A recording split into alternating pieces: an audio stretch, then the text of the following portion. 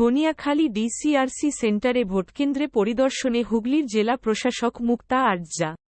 চুঁচুড়া বিধানসভার ২০৯ নম্বর বুথ প্রতিবন্ধী কল্যাণ কেন্দ্র সম্পূর্ণ প্রতিবন্ধী ভোটকর্মী পরিচালিত বুথ। সেই বুথে আজ বিকেলে জেলা প্রশাসক মুক্তা আরজা।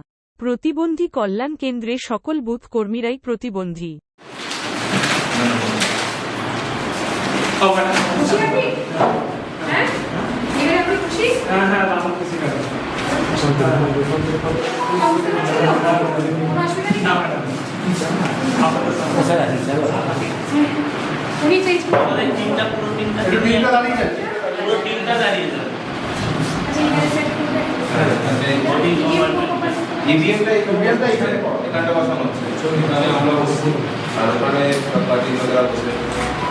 আচ্ছা